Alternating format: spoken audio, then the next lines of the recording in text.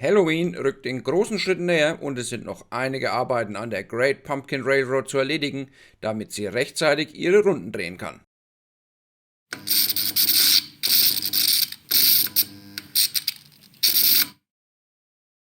Los geht es mit den Laufeigenschaften der USA-Trains-Wagen. Die sind unterirdisch. Ich hatte gehofft, das auf die einfache Art lösen zu können und die standardmäßig enthaltenen Achsen mit Plastikrädern gegen solche mit Metallrädern getauscht. Natürlich nur bei den beiden Boxcars. Der Caboose hat ja Innenbeleuchtung und kommt daher direkt mit Metallrädern. Leider hat das nicht die gewünschte Verbesserung gebracht. Natürlich ist mir durchaus bewusst, dass das kleine Gangcar eher nicht das große Zugkraftwunder ist, aber während zwei Pico-Hopper und der Caboose problemlos um das kurvenreiche Rund gezogen werden, stellen zwei Boxcars und der Caboose den kleinen gelben Flitzer vor größte Herausforderungen. Das äußert sich in Rädern, die schleudern, bis hin zum Komplettstillstand. Und wir reden aktuell von einer Streckenführung noch ohne die angedachten Steigungen. Für eine Bahn, die möglichst autark fahren soll, ist das natürlich nichts.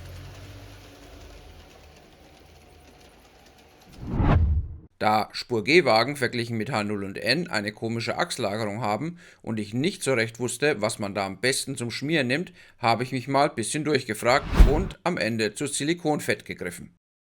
Dadurch läuft das orangene Boxcar jetzt deutlich besser. Beim schwarzen hingegen war das Ganze mehr oder weniger wirkungslos. Der wird wohl mal auf die Werkbank müssen. Auch die beiden Einsätze für die Pico-Hopper sind natürlich weit davon entfernt, fertig zu sein, denn wer fährt an Halloween schon Kohle durch die Gegend? Daher haben beide zunächst eine erste farbliche Anpassung in Orange erhalten. Im nächsten Schritt wurden Kürbisse von Juvela aufgeklebt.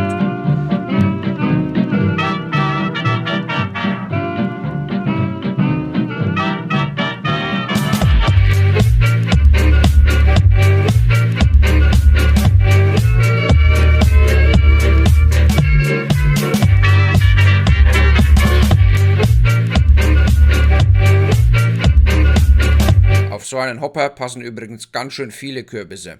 Nachbestellung läuft. Die angedachte farbliche Nachbearbeitung mit einem Wash hat hingegen nicht funktioniert.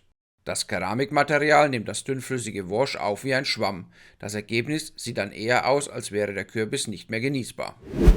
Naja, Arbeitsschritt gespart und es kann direkt an die Steigerung der Streckenführung gehen. Man will den Zug von außen ja auch sehen können. Durch die Art und Weise der Balkonbrüstung wäre das aber nicht möglich, wenn er direkt auf den Balkonplatten fährt. Verschieden hohe Pflastersteine bilden die Rampen. Im Türbereich ist die Strecke aber ebenerdig, weil man sonst doch sehr aufpassen müsste, wenn man auf den Balkon will. Das ist der Zugleistung des Gangcars natürlich nicht so zuträglich. Mehr als 2 Wagen bekommt es die Rampen leider nicht hoch.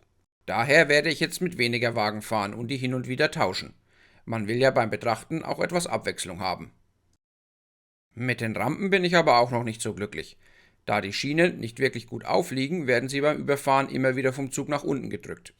Eine insgesamt eher wackelige Angelegenheit, die auch schon zu der ein oder anderen Entgleisung geführt hat. Da muss vermutlich noch eine andere Lösung her. Mal schauen, was ich für Ideen habe.